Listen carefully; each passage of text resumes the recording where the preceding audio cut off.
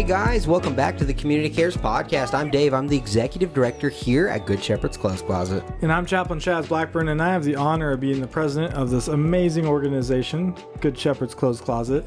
And today we have an awesome guest. I'm going to say super awesome this time. Super awesome. Super awesome. Not only is she the founder of an amazing nonprofit, which we're going to talk about, she also started this amazing reinvestment lunch program. And organization with my friend Matt, and it was really her dream child. But I love it because it gives back to other nonprofits, and which is what we like to do, is collaborate and try to help bolster each other up. So without any further ado, I'll let you introduce yourself.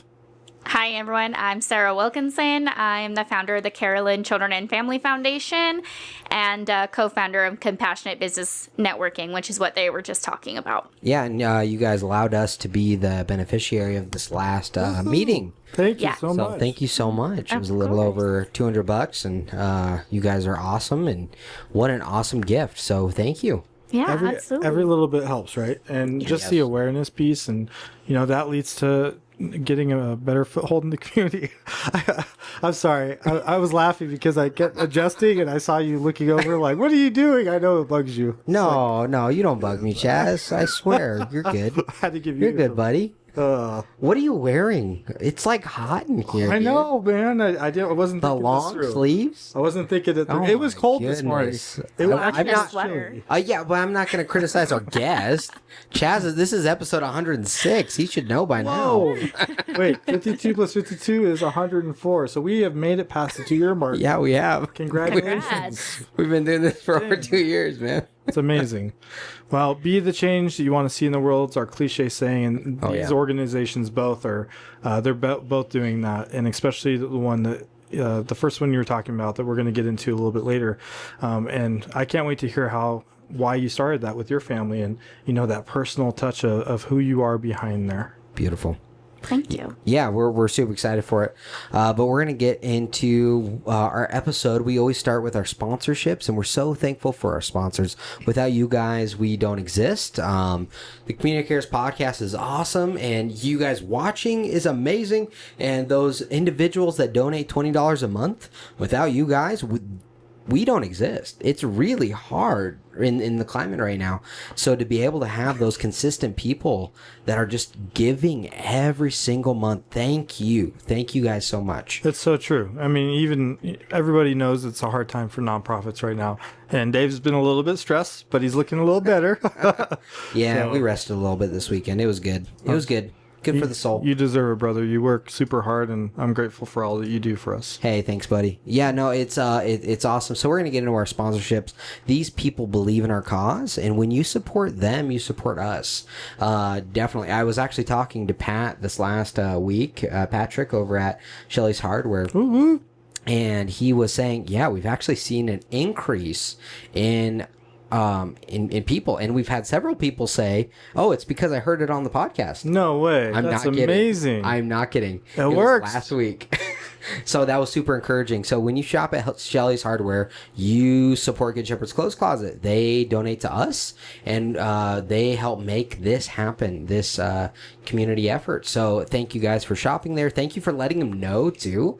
That always helps. It really is something that really helps us boost what we do in the community. So shout out to Shelley's. You guys are awesome. Patrick, if you guys want to go back to that episode, it was really interesting to learn about the history of Shelley's Hardware. And if there's a reason to shop at Shelley's Hardware, it's definitely that history piece of how they were here. And it started in an airport hangar, an airport that used to be right here. And I had no clue. And so that history piece is so cool. But really down to that nut up to an awesome new weed whacker that someone got at our last fundraiser we had in May, I think it was April or May. Yeah. The Wine and Dine. Yep. And someone won that from Shelley's. When I was thinking about the nut, and I was thinking about Hunter, and literally this shows you the integrity of their staff, because they really do appreciate every single sale. And so Hunter will go there for the specialty part for his camera, and he'll literally sit there for hours trying to find the right one, and they treat him with dignity. It may only ring up to $1, but the reality is every sale matters, every customer, and so they really do a great job as a family business. I told Pat. Oh, and I shared that video with Patrick, and I was like, "Hey, man, what do you think?" And he's like, "I know that guy." I'm like, Sorry. "I bet you do. I bet you do." Oh, He spends that's a lot of awesome. time in there. That's hilarious. So we're gonna move on to our next sponsor, which is Spheron. Spheron, are you a business in Reno searching for top talent or an individual looking for the next great career opportunity? Look no further than Spheron Staffing. As local experts in recruitment, Spheron understands the unique needs of the Northern Nevada job market. They connect qualified candidates with leading companies, ensuring the right fit every time, whether you need administrative support, light industrial staff, or professional hires. Spheron takes stress out of staffing. Call or text Spheron today and to find out more at 775-829-8367. Thank you, Brian. We appreciate you guys over at Spheron. You guys support us, and you have supported us. So if you have staffing needs, definitely reach out to them. And finally, we want to give a shout out to Relentless Business Mastery. Is a Reno-based digital marketing agency specializing in services such as local SEO, web development, pay-per-click advertising, social media management, and business consulting. They focus on helping small businesses and entrepreneurs in the Reno-Sparks area enhance their online presence by attracting more customers. The agency is led by Jason Messick, and he has received recognition for its impact on local businesses, particularly through tailored digital strategies and hands-on support. And not only that, they help us. It was funny. He just added me on Facebook and now it confirmed it. I was like, I think that's that cool SEO guy. I couldn't figure it out. That's exactly who it was. So thank you, Jason, for all you do. And you do great work. I hear good things in the community. Yeah, really believes in our cause and came in. And relentlessbusinessmastery.com is where you find out more. And they do a lot of good in the community. Awesome. So that's our sponsors.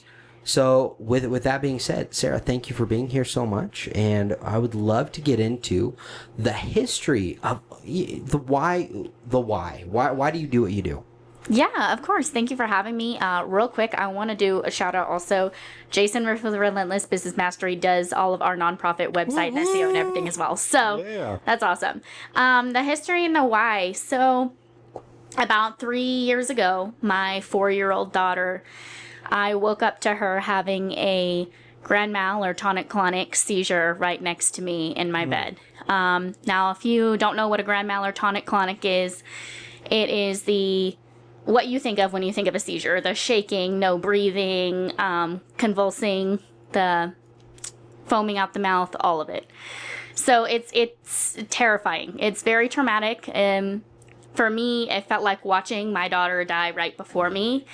And that moment in time is forever frozen in my mind, no matter how many times I watch her have a seizure.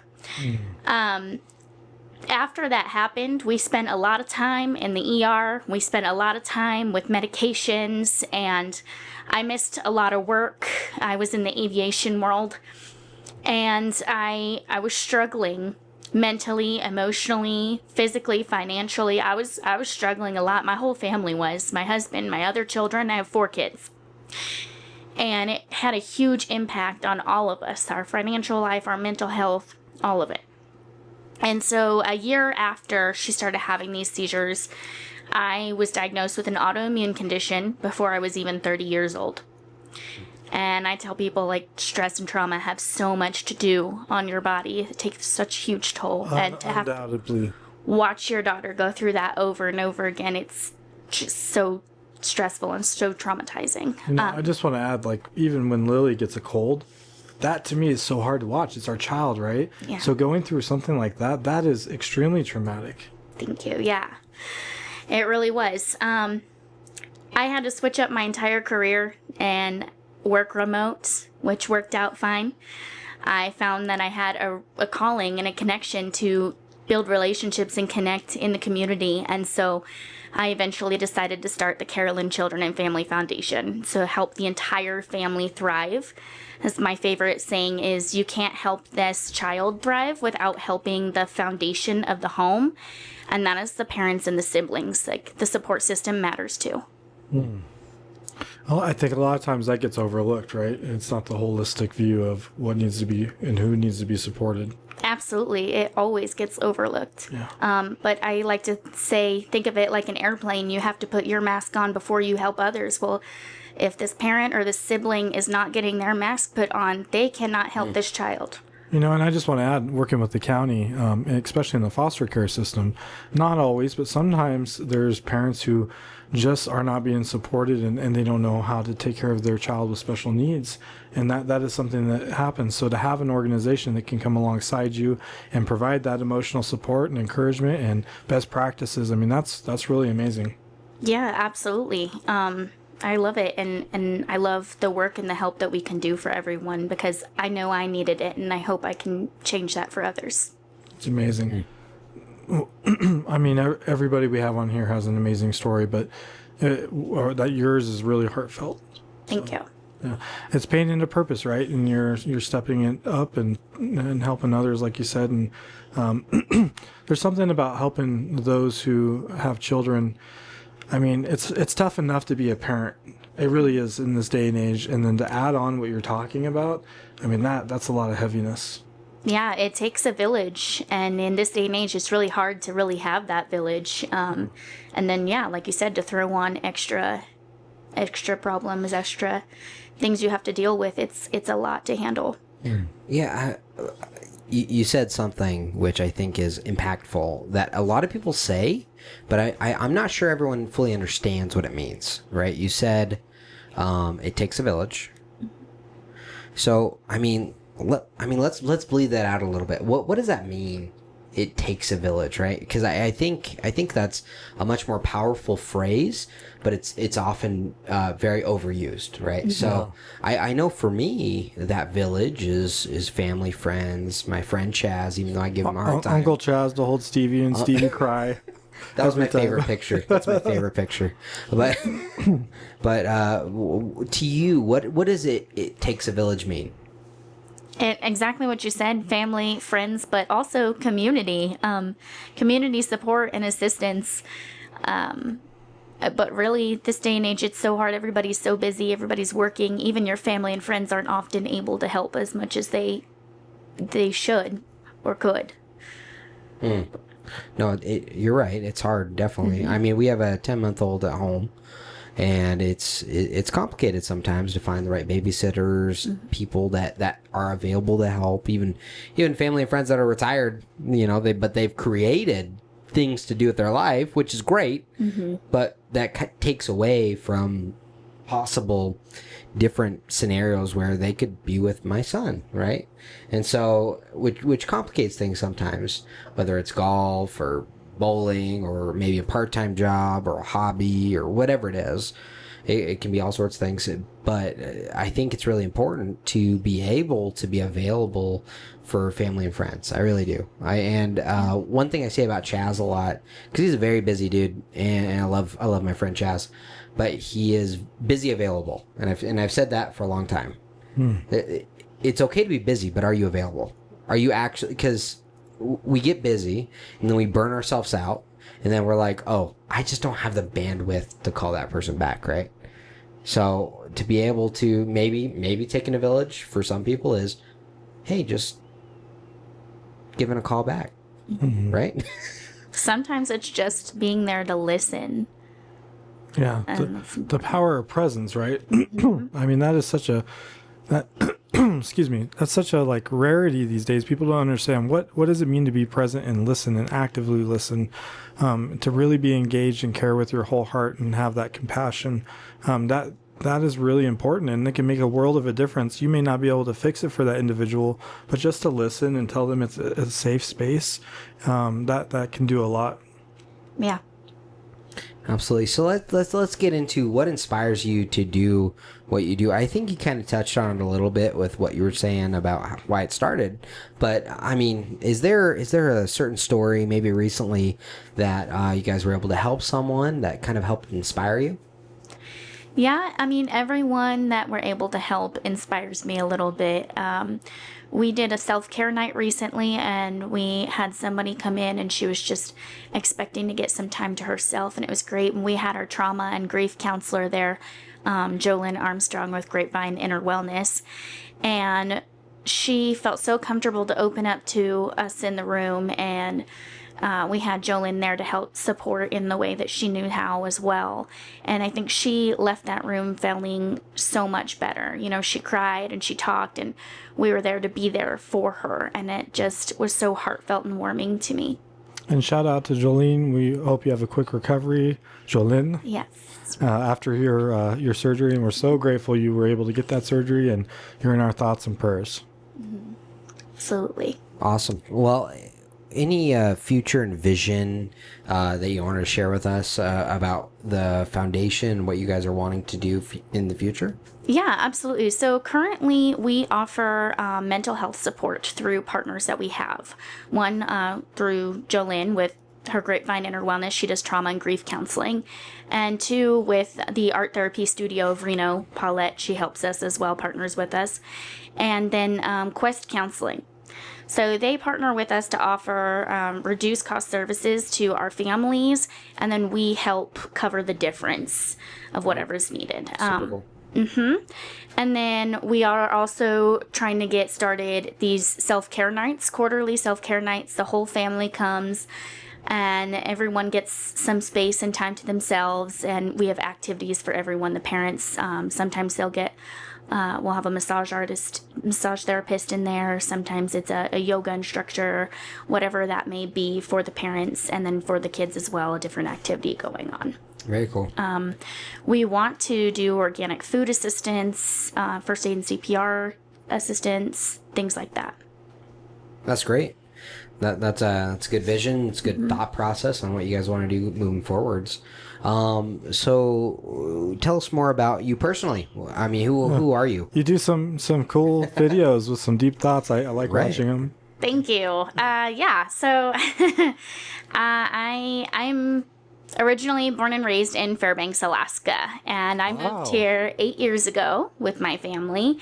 I have 4 children, and actually 2 of them have seizures now. My 3-year-old just recently started having seizures on Mother's Day, no less.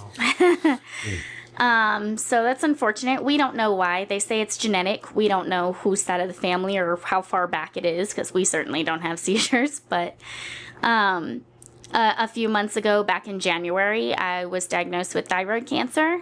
And that's been a journey, a whole health journey for me.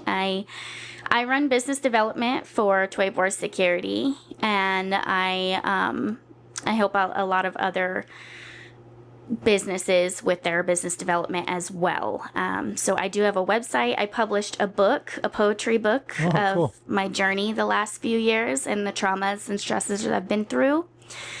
And my mission and goal is just to empower and advocate for people. I mean, all kinds of people, people with disabilities, moms, people, working moms, everyone you can think of. I grew up, my parents were foster parents, so we had over 30 kids probably in and out of our house throughout my entire childhood. And so I like to advocate for foster care, and I think at this point in my life, I want to make a difference any way that I can. That's awesome. My mom was in foster care for a while, and there were good things and there were bad things in that situation all together. But advocating for the system and hopefully improving it and make it better and cleaner and work better is something we should all be a part of, I think, right? Yeah. And shout out to Washoe County. They're going to be having at the marina. I think it's September 25th, but if you go to Washoe County's Facebook page, they actually posted some different ads about it, and it's an amazing thing. They just started this last year. It's a giant foster child festival basically, and has support and resources and a ton of community leaders. So we definitely encourage you, if you've ever thought about becoming a foster parent, this is a great place to be able to learn about what it takes and what the support system is like. And I'll just say personally in Washoe County, we have not enough parents, not even to cover a third of what those children that should be in foster care or are in foster care. So it's definitely a need to provide a loving home and something that if you're interested, please check that out. Yeah, thank you for that information. That's great. I want to say, like, a lot of people struggle with the idea of being a foster parent because they are worried about letting go after they've loved a child for so long. But my mom told me one time, and it's what I remember all the time, is even if you are that safe space and that love for that child for even just a short time, that could make the world of difference for them. That could resonate with them the rest of their life and help shape them who they are. You don't have to be in their life for a long time to make an influence on them. And they need that safe, loving space, even if it's temporary. Yeah, no, that's good.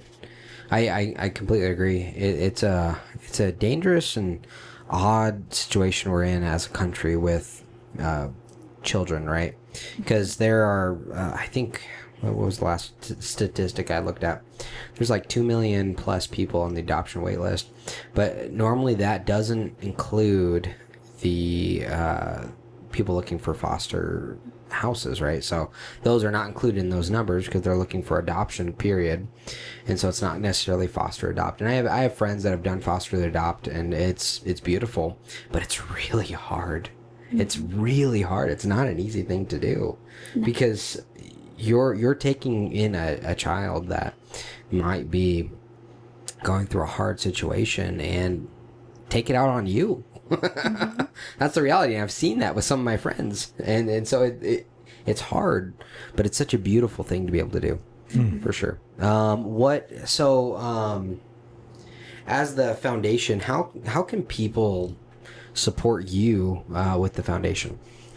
There are a lot of ways that you can support. One, buying my poetry book, Echoes of a Mother's Soul, on Amazon. Certain proceeds from that book goes to the nonprofit, as well as there's a link on our website to donate to. And then we regularly host fundraising events, and that helps as well. But also, we're always looking for volunteers, especially volunteers that have any experience with grant writing and things of that nature. We're really trying to help these families that are experiencing these challenges, and we need all the volunteers and the funding to help get this going, help do that. Yeah, no, that's great. So if someone needs help from you guys, how do they get a hold of you? They go to our website and email or call us, and we will, if we can't help them, then we'll provide resources for them that they can help get more help. And we just hope that we can be a light in these families a little bit even. That's huge. It's been crazy for a lot of nonprofits in our community lately, and overall I've seen a lot of people stepping up, but I've also seen other people not, and it creates this conflict in me as a leader in a nonprofit. Like, why are we doing what we're doing? What's the point? You know, some days it's awesome, and we get those stories that inspire us. Like my friend Timothy or Michael, or we have all sorts of videos online of client stories that I'd love to feel free to look at. But there are some days where it's like, why am I doing this when I have someone yelling at me for nothing? I'm at the front and there's literally a client yelling at me for existing because I'm giving them free clothes, right? That is wild to me that even exists, but it does. And I know it's because of pain and hurt, but to be able to continue doing what you're doing is so important, even through that pain and hurt. Yeah. Because without you, there's no opportunity for help for that individual, right? Yeah, absolutely. And everyone is going through something. Yeah, that's for sure. Everyone's going through something. That's true. Chaz, what are you going through? Those gray hairs, is that what you're going through, bud? Getting made fun of every Monday night. Every Monday. Last Monday you weren't here. By the way, Nika did it with me. Yes, and happy birthday, Nika. We just want to wish you a happy birthday. It is not her birthday. You know what's so funny is she keeps talking about how nobody would come to my birthday party. People are really starting to think that no one would show up to my birthday party and apologizing and like, I feel bad for you. I'm so sorry that happened. It's like, no, Wait, they're did that joking. happen again? Yeah. Did it really? Yeah, it's happened That's like so 3 or 4 funny. times. That's so funny. It's wild. What did you think of the last episode? Because you had no say in any of that one. It was good. It was really good. Nika did a great job. Yeah, And, I didn't do as good. I was like stumbling over some words. I'm like, I wrote the thing. A powerful story though, with some good morals. Yeah, and it was fictional, but the idea was to help guide people through the process and how foundations like yours or all the different pieces come into play that create a safety net for someone that has nothing. And the amount of nonprofits in our community that are making a difference is staggering.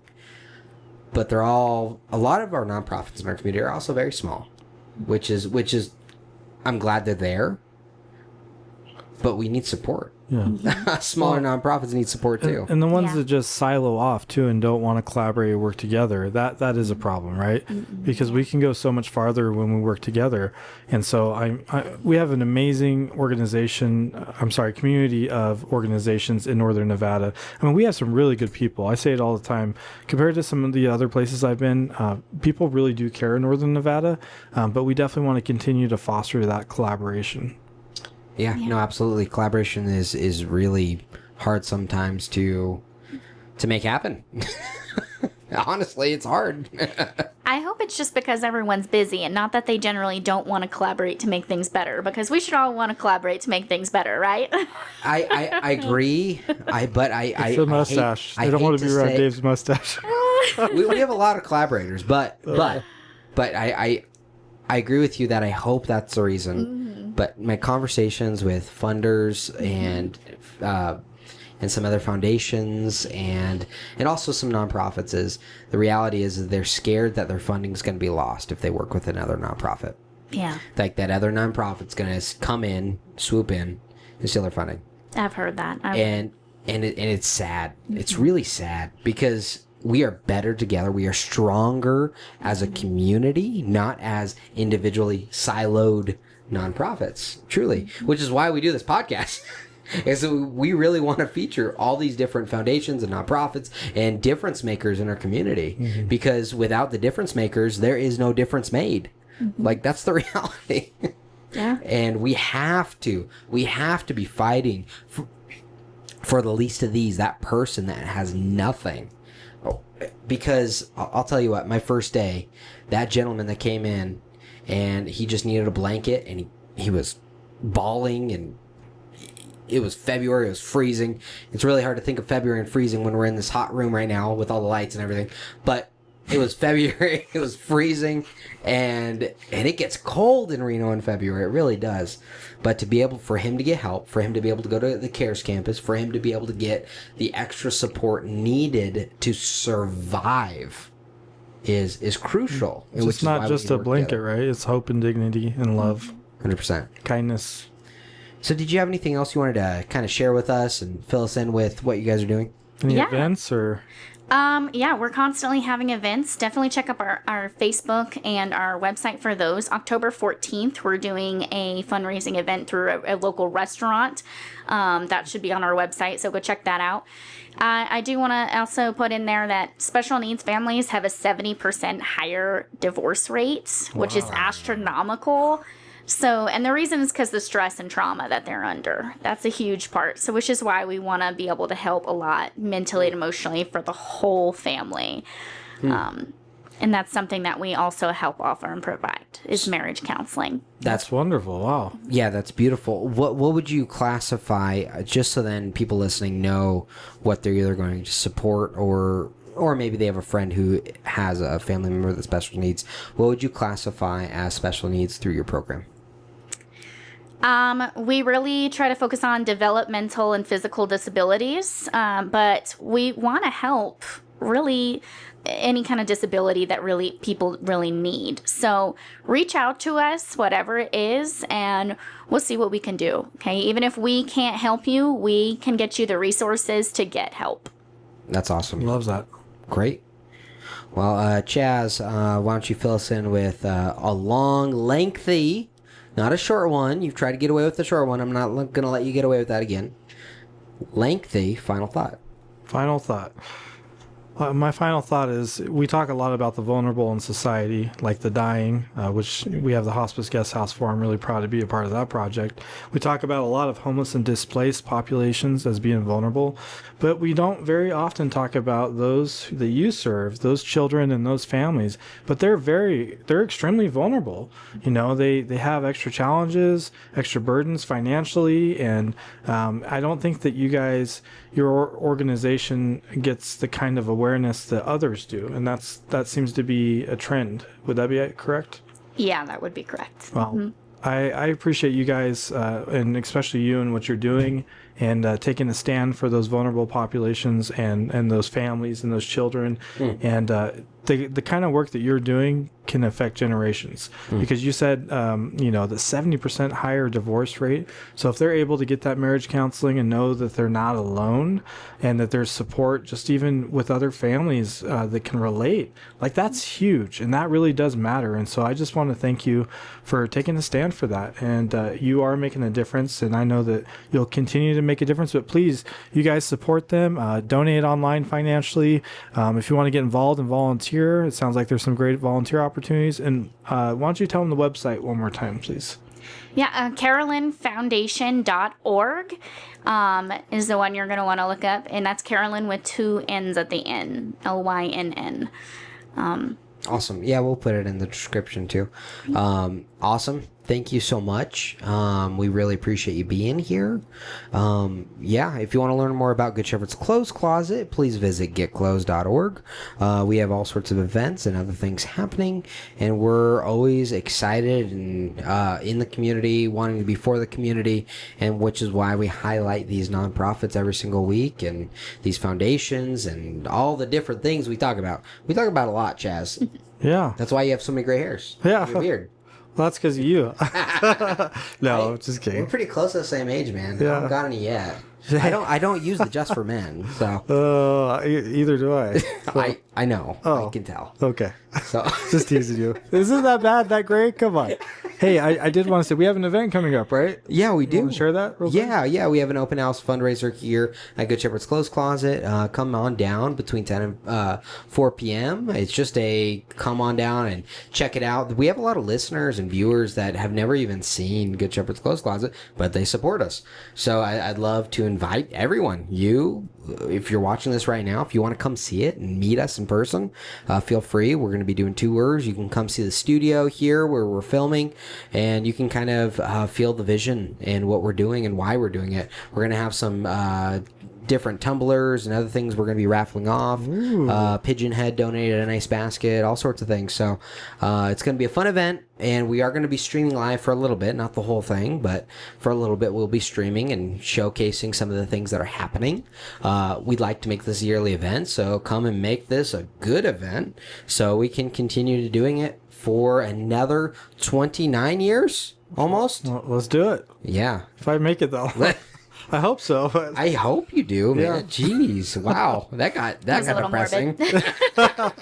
sorry, we call it hospice humor because I work in hospice. No, just kidding. But hey, how's our sorting coming? Let's end on that because we as well, take financial donations. But another thing that we need a lot of help with is just sorting clothes, which most people can do. 100%. Yeah, we always need help with sorting in the back.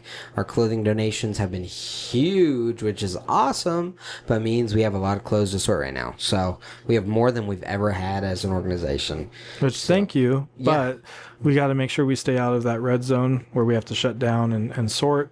So thank you guys. Please continue to donate. But if you know of any volunteer opportunities or people, groups that want to participate, please let us know. And I did get one recently. I got to give it to you. I forgot. Shame on me. I got it this weekend. And thank you to Erin at Chrysalis Light Recovery Homes. One of her friends, actually, I believe it's Uline, has a group that wants to come donate on a Saturday. Awesome. That's great. Donate time and sort clothes. So yeah, that's Wonderful. awesome. Yeah, no, we really appreciate it. Like I said, if you want to learn more, visit getclosed.org, and we help over 800 people a month, no matter what. We're asking you to come alongside and help one. All right, guys, thank you so much. Take We'll care. see you Happy next birthday, week. Nika. Oh my gosh. Happy birthday.